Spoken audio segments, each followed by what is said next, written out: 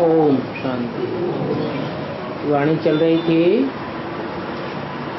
11 दिसंबर 1968। तीसरे पेज के अंत में बात चल रही थी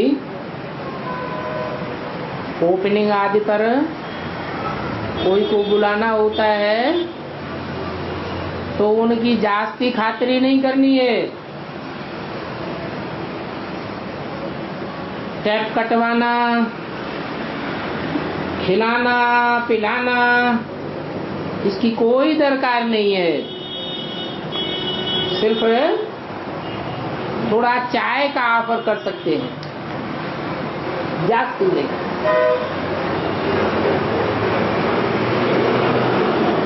हम बंदरों की बैठ इतनी महिमा करें, ये नहीं हो सकता। 11 दिसंबर 1968 की वाणी का चौथा पेज। तो युक्ति से समझाना होता है, क्योंकि काम निकालने के लिए चलाना तो पड़ता ही है। ऐसे नहीं कौन बंदरों के भाव में आ जाना चाहिए। बंदरों को हम इतना रिस्पेक्ट नहीं दे सकते। अंदर में नशा रहता है, हम कहाँ और ये कहाँ। भले कितना भी बड़ा आदमी हो, परंतु देखा जाता है अभी देरी है।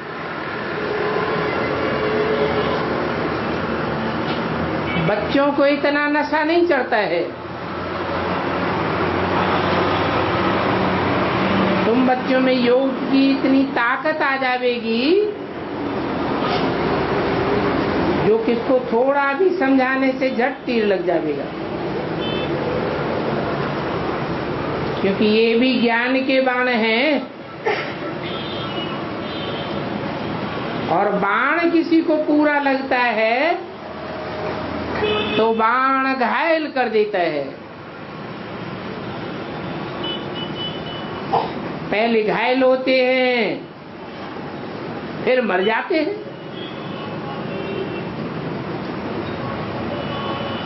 बाप का बन करके बाप को प्यार नहीं करते हैं तो कहते हैं कि मरे हुए नहीं हैं।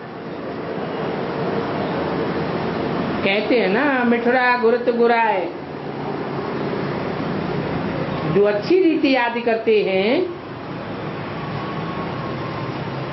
उनकी कशिश होती है, और सारा दिन जो लड़ते झगड़ते रहते हैं वो कशिश नहीं कर सकते। फिर भी ऐसों को उठाने की कोशिश की जाती है। ये भी बाप जानते हैं कि राजधानी में तो सभी प्रकार के चाहिए, फिर भी ऐसा समझ करके कोई बैठ थोड़े ही जावेंगे। बाप तो कहेंगे उन्नति को पाओ, क्योंकि बहुत बहुत अथाह सुख है। जितना जितना पुरुषार्थ करेंगे उतना उतना ऊंच पद पावेंगे। और फेल होने से एक तो सजा भी भोगेंगे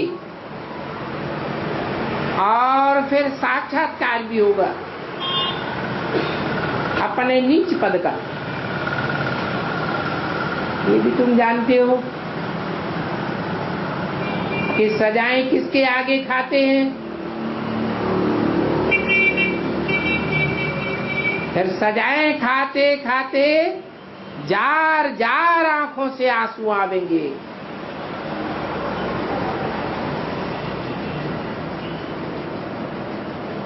केस चलता है ना,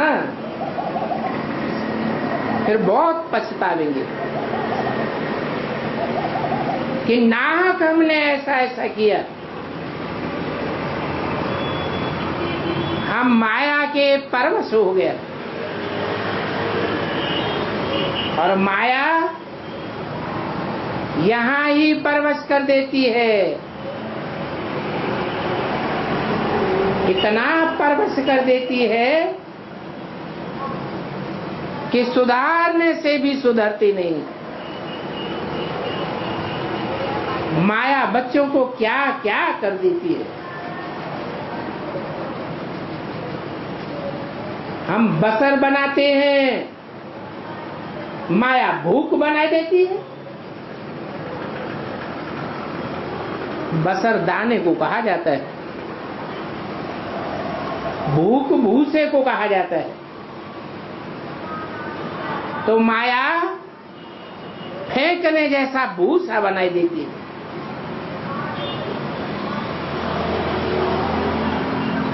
अब यहाँ बाप दादा तो दोनों इकट्ठे हैं, तो ख्यालात चलती है कैसे छीछी वृत्ति है। ऐसे छीछी वृत्ति वालों का क्या हाल होगा।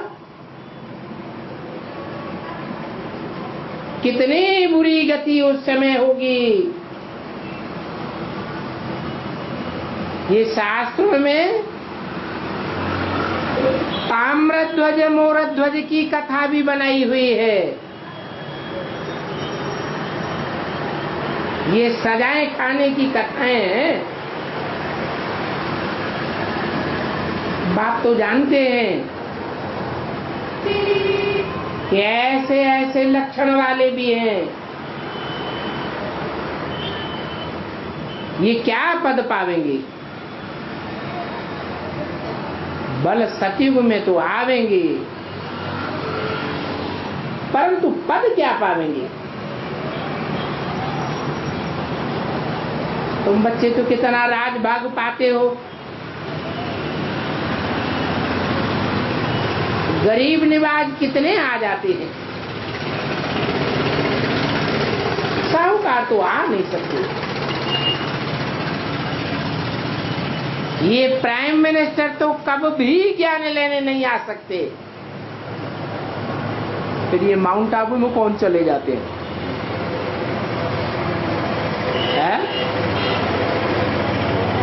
अरे माउंट आबू में प्राइम मिनिस्टर जाते रहे कि नहीं जाते रहे। तो ज्ञान लेने जाते हैं कि अज्ञान लेने जाते हैं, या भक्ति सीखने जाते हैं। बाप तो कहेंगे ये बेचारा क्या लेगा। कौन? Prime minister. ऐसे तो ये ज्ञान सभी के लिए है। सन्यासियों को भी तुम बोलो, बाप को तुम याद करेंगे तो शांति धाम चले जाएंगे। वो शांति का सागर है, शांति धाम का रहने वाला है।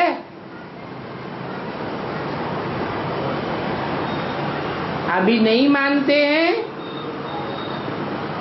आगे चल करके तुम्हारी बात को याद करेंगे।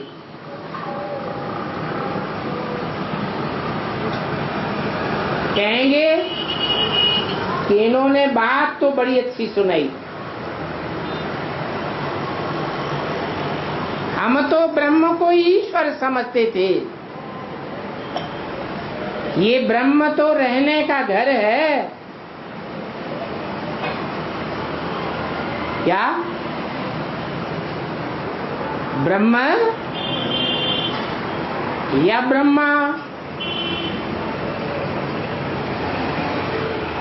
ब्रह्मा बड़ी माँ को कहा जाता है। माँ के पेट में बच्चा पलता है ना। ये तो बुद्धि रूपी पेट है।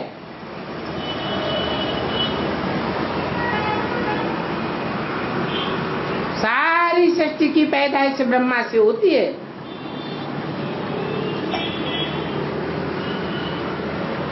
तो उनकी बुद्धि में भी बैठ जाएगा कि ये ब्रह्म अथवा ब्रह्मा कोई भगवान नहीं है,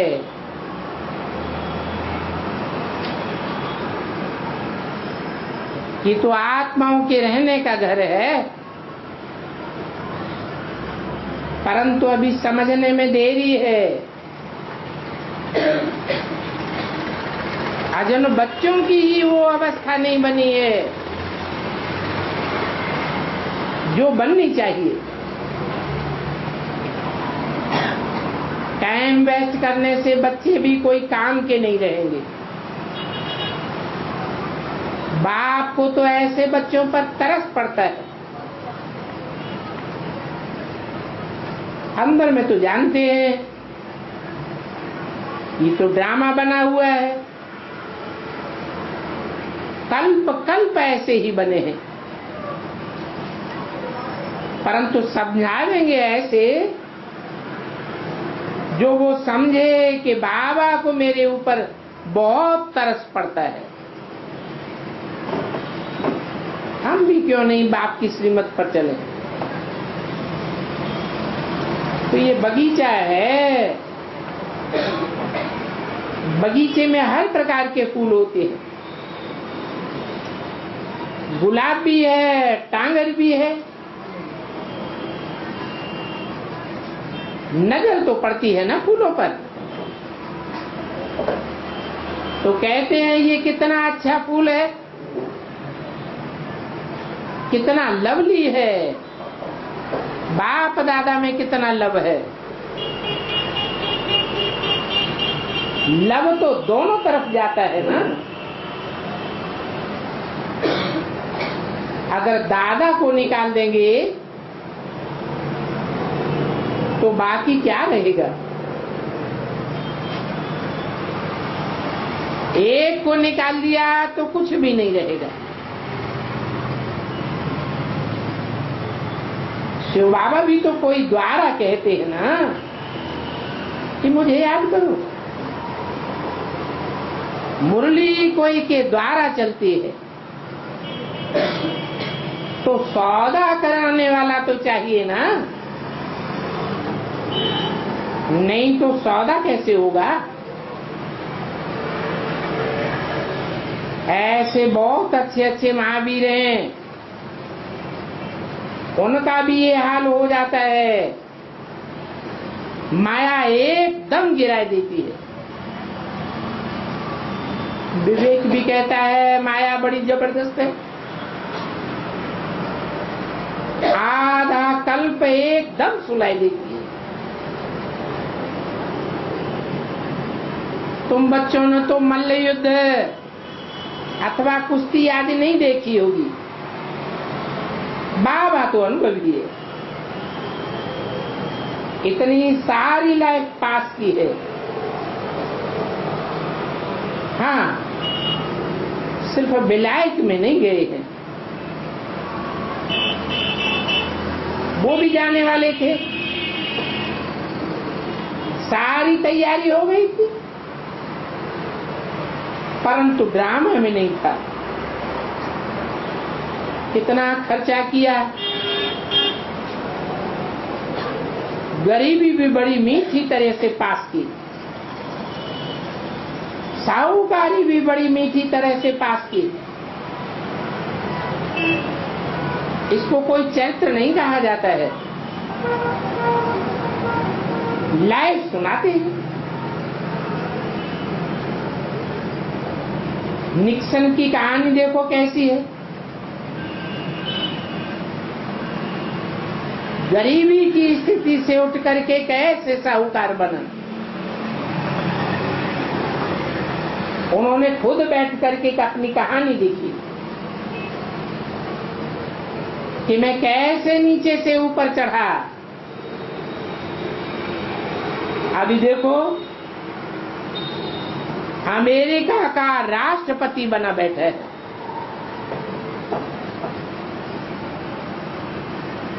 हम तो कहेंगे बेचारा बाकी थोड़ा सुख पावेगा। और ये थोड़ा समय सुख, ये कोई सुख थोड़े ही है।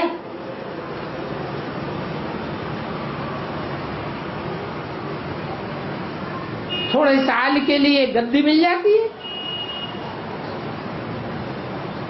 सच्चा सुख तो तुम बच्चों को मिलता है, जन्म जन्मांतर का सुख मिलता है और मिलना ही है। परंतु जितना याद करेंगे उतना सुख मिलेगा। अच्छा, मीठे मीठे से कीजिए रूहानी बच्चों को, रूहानी बाप दादा का याद कर। Good morning. रूहानी बच्चों को रूहानी बाप का नमस्ते। ये रात्रि क्लास है 11/12/68 का।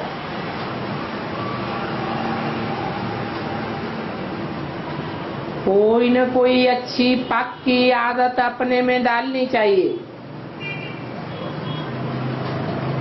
ये तो बच्चे जानते हैं हम ये राजधानी स्थापन कर रहे हैं, तो फिर पुरानी दुनिया को भूलने की आदत डालनी चाहिए। इस पुरानी दुनिया में रहते हुए बच्चे जानते हैं कि हम योग बल से ये राजधानी स्थापन कर रहे हैं, और कल्प कल्प पहले मिसल अपने लिए स्थापन कर रहे हैं, और यहीं हम अपना राज्य स्थापन करते हैं। यही माने कहा, इसी दुनिया में बाप भी कहते हैं मैं नरक की दुनिया में तुमको स्वर्ग का वर्षा देता हूं। इनको नहीं, इनके फॉलोअर्स को नहीं, उनको नहीं, तुमको देता हूं। क्या देता हूं? नरक की दुनिया में स्वर्ग का वर्षा देता हूं। तो देखो बाबा यहाँ कैसी अच्छी अच्छी युक्तियां बताते हैं। ये चित्र तो सभी अपने पास रख सकते हैं। सोते समय यही ख्यालात रहे, हम ये राजधानी स्थापन कर रहे हैं। कौन सी?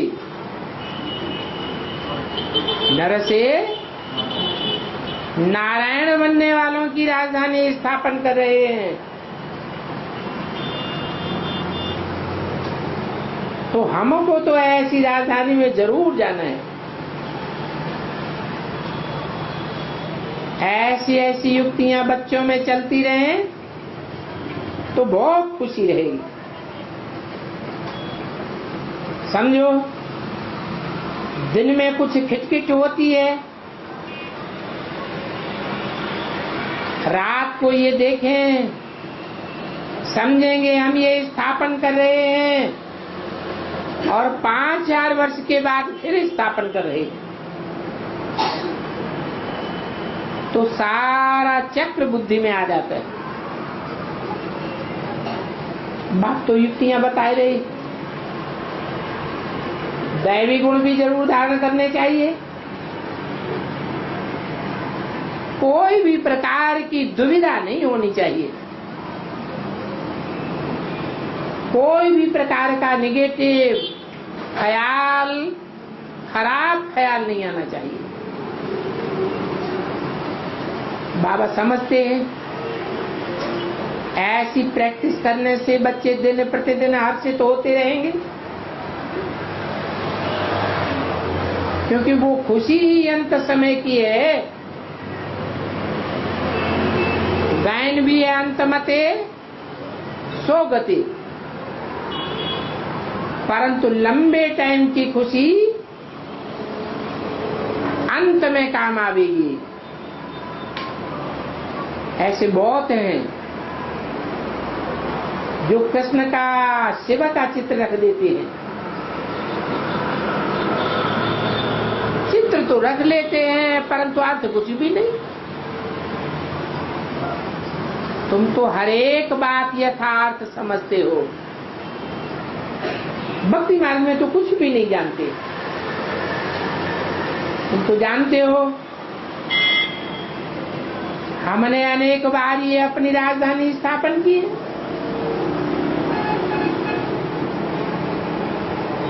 ये राजधानी स्थापना की बात में याद की यात्रा भी आ जाती है। बाबा ने समझाया है, म्यूजियम एक बार स्थापन कराया जाता है, जो हुआ तो ड्रामा अनुसार पास्ट हो गया, फिर आगे के लिए समझाया जाता है कि देखो ऐसा ऐसा नहीं होना चाहिए। कोई भी आवे तो पहले पहले आकर के ये लक्ष्मी नारायण का चित्र ही देखिए। कौन से लक्ष्मी नारायण का? जो नर से डायरेक्ट नारायण बनते हैं, नारी से डायरेक्ट लक्ष्मी बनने वाले। इन पर तुम अच्छी रीत समझा सकते हो।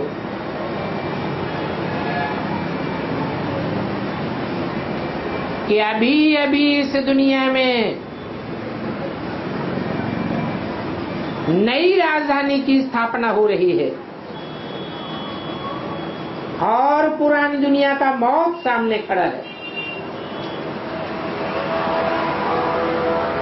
समझते भी हैं कल परसों भी मौत हो जाए तो कोई नियम तो नहीं है। ऐसे होने से ही वर्ल्ड वार लग जाती है। आगे चल करके लड़ाइयां आज एक दो में करती रहेंगी। अभी तो ये वर्ल्ड वार सामने खड़ी है, तो ये तो होना ही है। इनको पूरी वर्ल्ड वार कहा जाता है। आगे चीन थोड़े ही लड़ा था। जब लड़ाई लगी थी ये अफ्रीका अमेरिका भी नहीं लड़ा था। भले भारत ने थोड़ी मदद दी थी, तो बच्चे जानते हैं। और बाप ने फिर भी समझाया ये सारी दुनिया खत्म हो जाने वाली है और तुम बच्चों की तो गुप्त लड़ाई है। इसको इनकॉग्निटो लड़ाई कहा जाता है। गायन भी है शिव शक्ति भारत माता, वंदे मातरम कहा जाता है। राजी भी करते हो फिर पूजी भी बनते हो। तो निश्चय बैठाने में ये लक्ष्मी नारायण का चित्र बहुत मदद करता है। बाबा अनुभव बताते हैं चित्र रखने से बहुत खुशी रहती थी। इनको बहुत प्यार करता था। अब ड्रामा अनुसार देखो कैसी कुदरती बात है, जो अभी भी वही याद आते हैं। बुद्धि में रहता है कि हम ये बन रहे हैं। आगे तो ये पता ही नहीं था। पता न होते हुए भी सिर्फ याद करते थे, प्यार करते थे। ठाकुर भी भिन्न भिन्न प्रकार के होते हैं ना। छोटेपन से बहुत प्यार किया इनको, तो बाप बच्चों को भी राय देते हैं ये युक्ति बहुत अच्छी है। बहुत हैं जो अनेक प्रकार के गुटके खा खा कर सो जाते, नहीं तो दुख के टाइम पर ये चित्र बहुत सहारा बन सकते हैं। जानते हो बाबा हमको ये बनाए रहे हैं और हम भी ये बन रहे हैं। रात को याद करने से दुख दूर हो जाएंगे। बाबा आते ही हम ऑब्जेक्ट को देखते हैं, कितनी मीठी हम ऑब्जेक्ट दी है, इसमें मेहनत की कोई बात नहीं है। वेद का बाप हमको ये बनाए रहे हैं, ये ज्ञान है, इसमें जाती तकलीफ तो नहीं है। हम जानते हैं पुरानी दुनिया खत्म होने वाली है और हम तो ये बन रहे हैं। बाबा की श्रीमत पर हम उनकी राजधानी स्थापन कर रहे हैं। अब नई दुनिया की राजधानी स्थापन होगी तो पुरानी दुनिया का विनाश भी जरूर होगा। ये थोड़ी सी बातें हैं याद करने की, और बातें भी सेकंड की। ऐसी ऐसी प्रैक्टिस करते रहेंगे तो तुम्हारी खुशी का पारा चढ़ता रहेगा। ये चित्र तो अपने बेडरूम में भी रखा हुआ हो। चित्र तो छोटे भी हैं, बड़े भी हैं। ये चित्र खुशी लाने में बहुत मदद करते हैं। भक्ति मार्ग में तो इनका ऑक्यूपेशन नहीं जानते। तुम तो सभी के ऑक्यूपेशन को जानते हो। ऐसा दुनिया में कोई मनुष्य नहीं होगा जिसको एक भी देवी देवता का ऑक्यूपेशन पता हो। तो अंदर में तुमको तो बहुत खुशी रहनी चाहिए। इसको भी समझाते हो, बोलो बाबा ब्रह्मा द्वारा ये स्थापन करते हैं, ये विश्व की राजधानी है, इसमें सभी आ जाते हैं। शिव बाबा के चित्र पर भी लिखा हुआ हो परम पिता परमात्मा शिव बाबा, ये भी तुम्हारी बुद्धि में है। हूबहू जैसे कल्प कल्प हम राज्य लेते हैं ऐसे ही ले रही है। इस बात में निश्चय बुद्धि विजयंती, यानी ऐसे निश्चय बुद्धि जरूर विजय माला में पिरोए जाएंगे। रात को बच्चों को हेर पड़ जावे तो फिर दिन को भी ऐसे ही चलते रहेंगे। ये समझने समझाने के लिए बैज तो बच्चों को मिला ही हुआ है। आगे भक्ति मार्ग में तो तुम चुंबन करते थे, अभी इनको चुंबन करने की बात नहीं है, याद करने की बात है।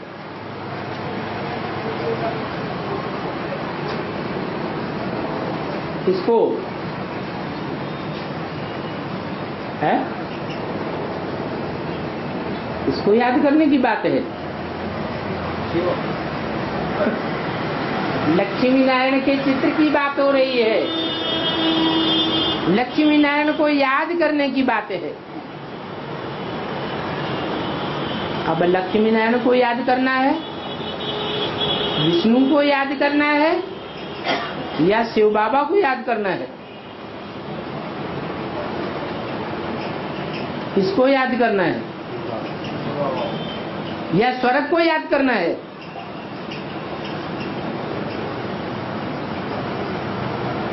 अरे वो शिव बाबा, उन्हीं को याद करने से खुशी का पारा चढ़ जाता है। तो जैसे स्वर्ग में बुद्धि पहुंच जाती है, ऐसे ऐसे समझने से तुम नई दुनिया में चले जाते हो। आगे चल करके तुम्हारी उन्नति बहुत होगी। समय बहुत नजदीक आता जाता है। 11-12 68 की वाणी का दूसरा ऐसे भी नहीं है कि सारी दुनिया में एक एक के पास जाकर के तुमको मैसेज देना है। थोड़ा आगे चलो, नाम वाला होगा तो फिर अखबारों द्वारा स्वतः ही आवाज चला जाएगा उसके पास आवाज चला जाएगा। सारी दुनिया के एक एक व्यक्ति के पास आवाज चला जाएगा। कोई बड़ा आदमी आवे तो धक्का हो जावे, समझेंगे।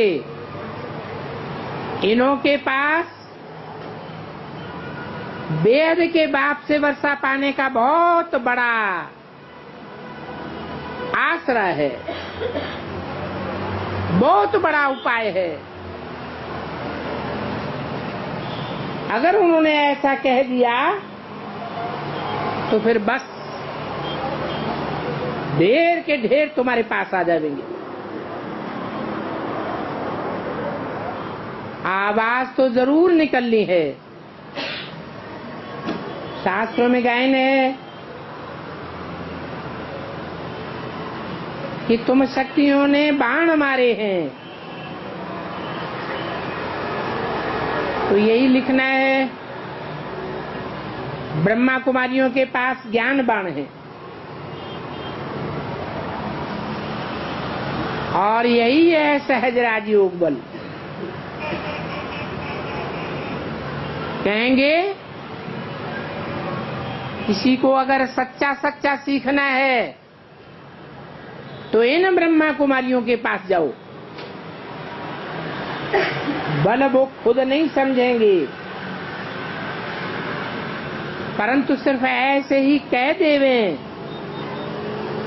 तो बहुतों को तीर लग जाएगा। नामाचार तो निकलना ही है। सेकंड में तुम बाप से वर्षा पा सकते हो। आगे चल करके अच्छी रीति विचार सागर मंथन करेंगे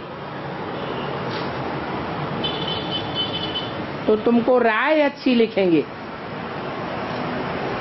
तुम पक्के बन जाएंगे। 8 की ही अंगुली दिखाते हैं, बस बेड़ा पार हो गया, अर्थात पुरानी दुनिया से नई दुनिया में चले गए तो बेड़ा पार है, नहीं तो पुरानी दुनिया में लौटने से बेड़ा गर्क हो जाता है। ऐसे बहुत हैं जो चलते चलते नई दुनिया में जाते जाते पुरानी दुनिया में लौट जाते हैं।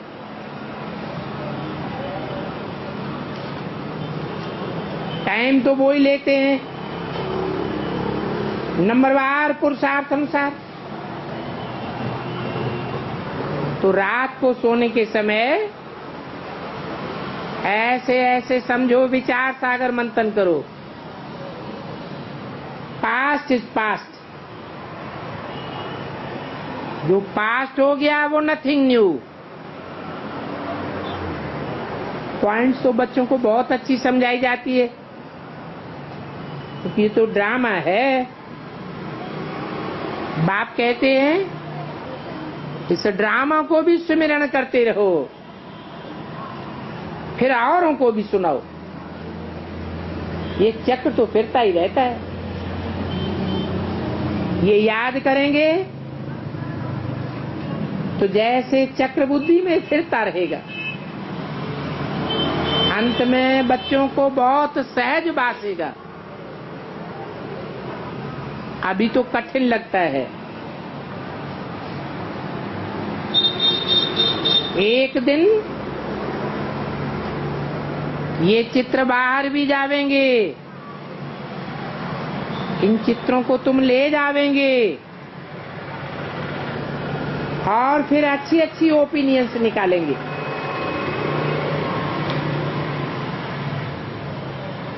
लिखेंगे गीता का भगवान कृष्ण नहीं है, गीता का भगवान गॉड फादर है। कृष्ण तो बच्चा है, बच्चे के रूप में कृष्ण की पूजा की जाती है। गॉड फादर तो बाप है, बच्चा कब बाप हो सकता है क्या? फिर ये सर्वव्यापी की बात भी बुद्धि से निकल जाएगी। परंतु ऐसे पत्थर बुद्धि है जो समझाने से भी नहीं समझते। पहले तो तुम भी पत्थर बुद्धि थे। ये है ही फॉरेस्ट ऑफ थॉर्न्स, कांटों का जंगल है। तुमसे पूछेंगे तो कहेंगे बंदर सेना है जो रावण पर जीत पहनती है। श्रीमत से जीत पहनी है। बाबा अभी भी भेज सकते हैं बाहर, परंतु ऐसा कोई योग्य हैंड नहीं निकला है जो विलायत में जाकर के कशिश करे, कईयों को हाथ करे। ऐसा अभी तक कोई निकला नहीं है।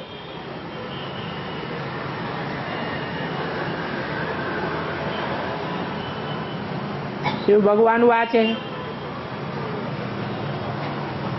फिर भी बच्चों में योग बल तो नहीं है, ये तो खुद सभी जानते हैं कि हमारे में योग बल कम है। परंतु यहाँ कोई का अहंकार नहीं चल सकता। बाप सिद्ध करके बतावेंगे तुम्हारे ज्ञान बाण में योग बल का जौहर नहीं है।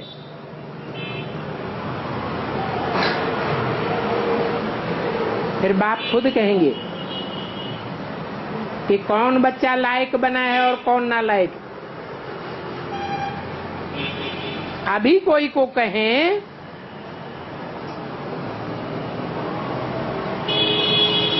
तो भी मैं अलाउ नहीं करूंगा। योग बल हो और बाप से बहुत प्रीति चाहिए, तब काम चलेगा। मूल बात है ही विनाश काले प्रीति बुद्धि और विनाश काले विप्रीति बुद्धि की। विनाश काले विपरीत बुद्धि उनको कहेंगे असुर, और विनाश काले प्रीति बुद्धि उनको कहेंगे देवताएं। जो प्रीति बुद्धि होते हैं वो तो श्रीमत पर ही चलेंगे। तो देखो कितना अंतर हो जाता है। वो प्रीति बुद्धि है सतयुग के, और वो आसुरी बुद्धि है कलयुग के। अब बताओ उन कलयुगी असुरों में और सतयुग के देवताओं में लड़ाई कैसे हो सकती है? मनुष्यों को तो कुछ भी पता नहीं है, उन्हें संगम युग का भी पता नहीं है। इन मनुष्यों की बुद्धि देखो कैसी है। परंतु बाप कहते हैं कि मैं भी इस ड्रामा को चेंज नहीं कर सकता हूं। बाकी नॉलेज तो बिल्कुल सहज है, और अक्षर भी है भगवान वाच। देह के सहित देह के सभी संबंध छोड़ अपन को आत्मा समझ मुझे याद करो, तो सजाओं भी घर घर आ जावेंगे। कोई सजाएं भी नहीं खानी पड़ेंगी,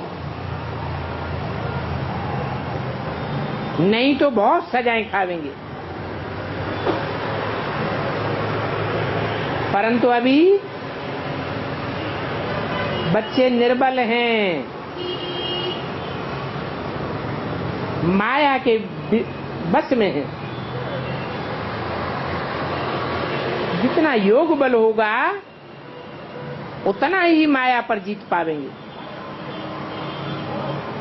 बाप कहते हैं ये पुरानी दुनिया स्वाहा हो जाएगी, क्योंकि तुम बच्चों के लिए नई दुनिया जरूर चाहिए। ऐसे और कोई भी दुनिया में नहीं कह सकता कि मेरे बच्चे अपने लिए राजधानी स्थापन कर रहे हैं। बाप ही बच्चों से कहते हैं तुम अपने लिए अपने तन मन धन से अपनी राजधानी स्थापन करो, अपने को राजयोग का तिलक देने लायक बनाओ। ये याद की यात्रा का चंदन घिसो तो तुम विश्व के मालिक बन जाएंगे। ये क्या कहा? याद की यात्रा का चंदन है या ज्ञान का चंदन है?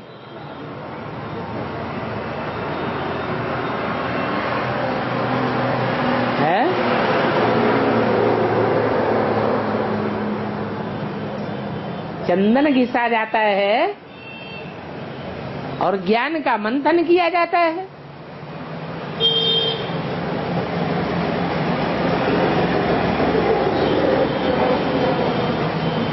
याद को बीच में क्यों लाया? क्योंकि जितना निराकारी स्टेज में रहेंगे, जितना अपने को बीज रूप स्टेज में स्थित रखेंगे, उतना विस्तार स्वतः ही हो जाएगा। बीज सार होता है और वृक्ष विस्तार बन जाता है। इसलिए बोला कि जितना याद की यात्रा में रहेंगे, ये ज्ञान का चंदन खुशबू फैलाता रहेगा।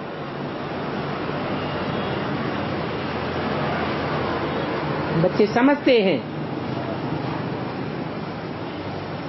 कि इस प्रकार से हम राजा ही ले सकते हैं। इस प्रकार से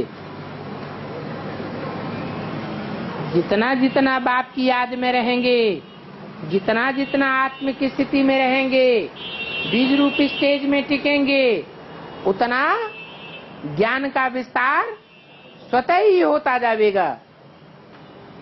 विस्तार में जाने की मेहनत नहीं करनी पड़ती है। कौन सी मेहनत करनी पड़ती है? सार में टिकने की मेहनत करनी पड़ती है। सिर्फ टाइम लगता है, क्योंकि ये युद्ध स्थल है। आसुरी संप्रदाय दैवी संप्रदाय बनने वालों को दुख देते हैं, परंतु ये सभी ड्रामा अनुदा हुआ है। ये ड्रामा में टिक टिक होती रहती है, जो मिसल ड्रामा चलता रहता है। ड्रामा का चक्र फिरता रहता है। तुम बच्चों को मालूम है कहां से टिक टिक चली है और कहां तक पहुंचे हो। इसलिए बाबा ने कहा था एक एक सेकंड का भी हिसाब निकालो। तुम्हारी बुद्धि में तो सारा ड्रामा चलता रहता है। जो जिसका पार्ट है वही बजाना है। वैसा पार्ट दूसरा कोई तो नहीं बजा सकता। टाइम पास होता जाता है। ऐसा और कोई नहीं है तुम्हारे सिवाय जो समझे कि ये ड्रामा है। और हर 5-4 वर्ष के बाद ये ड्रामा चलता ही रहता है। जो मिसल ये बेहद की घड़ी है और लीवर घड़ी है, बड़ी एक्यूरेट चलती है। इस षष्ठी रूपी चक्र को फिरने में 5000 वर्ष लगेंगे। तुम कहेंगे अभी इतना समय पास हुआ, कोई टाइम पूछे तो कहा जाता है कितना बजा है। बोलो, हद का टाइम पूछते हो या बेहद का टाइम पूछते हो? बताओ कि बेहद की घड़ी में बाकी इतना समय हुआ है, इतना समय हुआ है। अभी कोई पूछे कि बेहद की घड़ी में कितना टाइम हुआ है तो क्या बतावेंगे?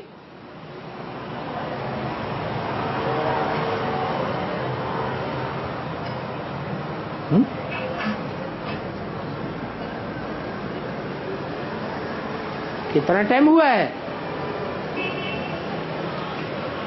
अरे दोपहर के 12 बजे हैं, शाम हुई है, रात्रि हुई है या घोर अंधकार हुआ है? क्या हुआ है?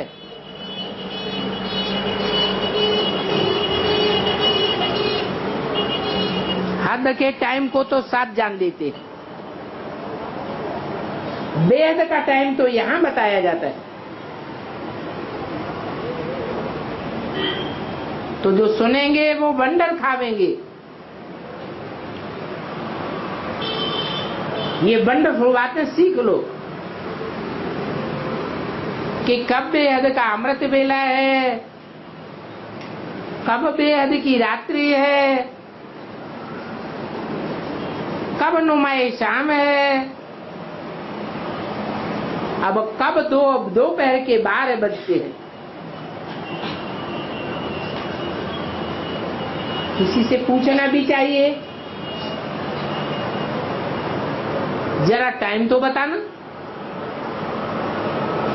लेकिन बेहद का टाइम बताना। हम हद का टाइम नहीं पूछते हैं। अगर आप नहीं बता सकते हो तो हम बता देते हैं, और हम कोई हद का नहीं बताऊंगा। बेहद की घड़ी में 4900 वर्ष हुआ है। 68 की वाणी है ना। बाकी 5000 वर्ष पूरा होने में अभी भी इतना समय बाकी है। देखो, ये वंडरफुल बातें हैं। सारा ड्रामा हूबहू रिपीट होता रहता है। एक बार अनादि शूट किया जाता है तो वो चलता ही रहता है, और इसमें सभी आ जाता है। जानते हो कि वहां बीमारी आदि का नाम निशान नहीं होगा, वहां तो हर एक चीज नहीं होगी। नई नई बीमारियां तो यहां आती रहती है।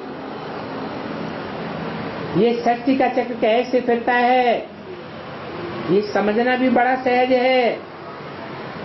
जानते हैं मैं क्या था, फिर क्या क्या पार्ट बजाया। बच्चों को बाप कहते हैं अपना चार्ट रखो, भूल चूक का मालूम पड़ेगा। करेक्टर से बिगड़ता है विकारों से। देवताओं की तो है बाइसलेस दुनिया, तो करेक्टरलेस हो नहीं सकते। और ये तो है विशियस वर्ल्ड। दैवी करेक्टर्स का कितना गायन करते हैं बच्चे। जानते हैं 5000 वर्ष पहले नई दुनिया में देवी देवताओं का राज्य था। हम बाइजोली खेलते आए हैं, विराट रूप में चोटी नहीं दिखाई है। मुंह और माथा अलग अलग दिखाया है। देवताओं का मुंह दिखाया है, परंतु माथे से ऊपर है मुख की चोटी, आगे चोटी और जनेऊ की निशानी होती थी। ये बातें तुम बच्चों के ख्याल में है। आत्मा कितनी छोटी है, परंतु इस आत्मा के पार्ट में जरा भी फर्क नहीं पड़ता और सभी आत्माएं देखने में एक जैसी बिंदी है ना। बाकी शरीर तो सारा पार्ट बजाने वाला है। बाप कितना वंडरफुल है, फिर वंडरफुल है आत्मा। इन सभी आत्माओं का फादर है। तो ऐसे ऐसे विचार सागर मंथन चलता रहे। बहुत महीन बातें तुम बच्चों को मिल रही हैं। सभी से वंडरफुल बात है कि आत्मा कितनी छोटी है और कितना विचित्र पार्ट बजाए रही है। सभी देखो कैसे बनते हैं, कैसे किस्म किस्म के जानवर, किस्म किस्म के जीव जंतु होते हैं। इतने बड़े बड़े होते हैं जो समुद्र से उतरकर उन जानवरों की पीठ पर खाना आदि भी बनाते रहते हैं। और समुद्र से ही कितना खाना मनुष्य खाते हैं। आधा पेट खाना तो समुद्र से मिलता है। कौन सा खाना है? मछलियों का। सतयुग में थोड़े ही समुद्र को खाना देना पड़ेगा। वहां मछलियों का खाना खाएंगे क्या? तो देखो ये वंडरफुल बातें हैं। क्या बातें वंडरफुल हुई?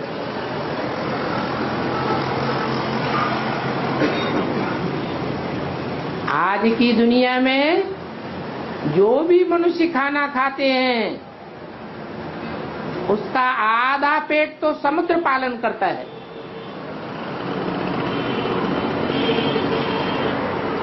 और आधा पेट वेजिटेरियन होते हैं।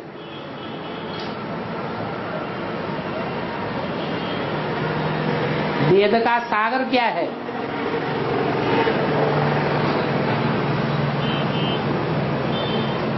अरे वेद का सागर है।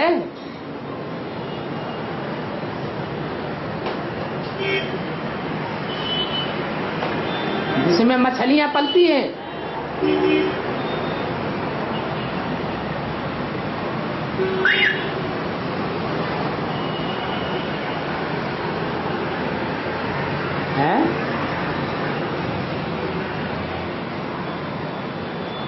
ये बुद्धि रूपी पेट भी है। इस बुद्धि रूपी पेट में भी खाना खाया जाता है। आज की दुनिया में आधा वेजिटेरियन खाते हैं, जिसकी पैदाइश पृथ्वी से होती है, और आधा समुद्र के पेट से निकलता है।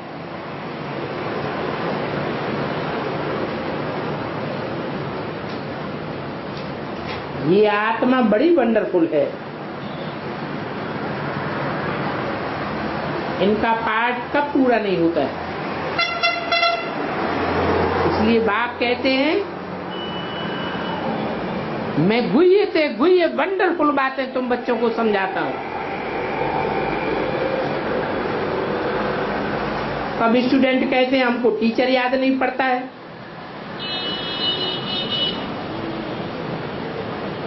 बच्चे कहते हैं क्या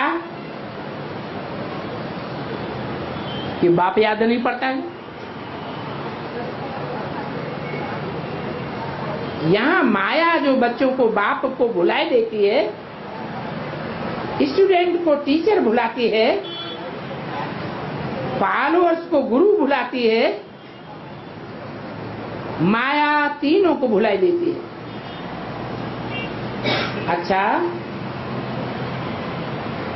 बाप ने समझाया मैं एक बहुत बड़ा बेहद का बागवान हूं।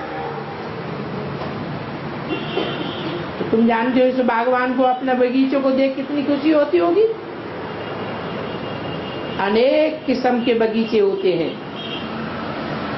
उनमें हर प्रकार के फूल होते हैं, कोई गुलाब के, कोई मोतिये के, कोई चंपा के, कोई टांगर भी, कोई तो आक के फूल भी होते हैं। तो बताओ बागवान की नजर किन फूलों पर जावेगी? जरूर गुलाब के फूल पर ही नजर जावेगी। और ये भी जानते हैं कि सभी प्रकार के फूल मेरे सामने बैठे। तो बताओ क्या आक के फूलों पर नजर जावेगी? इन आक जैसे दुर्गंध छोड़ने वालों को प्यार करेंगे? नहीं, वहां से प्यार हट जाता है। हट करके जो गुलाब के फूल होंगे वहां जाकर के दृष्टि पड़ेगी। इसलिए बाप समझाते हैं, बच्चे अब कोई भी प्रकार की गफलत नहीं करो और हर बात में श्रीमत पर चलो। किसी प्रकार का लोभ आदि मत करो, ये लोभ बहुत नुकसानकारक है। तुम बाप से पूछ सकते हो, बाबा हम ये धंधा करें, इस धंधे में लोभ की बात भरी हुई है, तो पूछ लेना चाहिए हमारे इस धंधे से यज्ञ का फायदा होगा?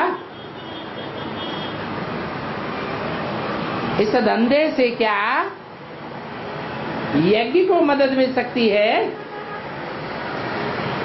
तो बाप कहेंगे करो या न करो। बाप तो जरूर बतावेंगे, श्रीमत तो लेनी है। तो कोई भी बात में बच्चों को गफलत नहीं करनी चाहिए, कोशिश करना चाहिए गुलाब का फूल बन बाप का प्यार खींचने की। लवली स्वीटेस्ट बाप का प्यार कितना कशिश करता है। जितना बाप को कशिश करेंगे उतना बाप भी तुमको कशिश करेंगे और तुम्हें बहुत अच्छी याद आवेगी। अच्छा, ओम शांति।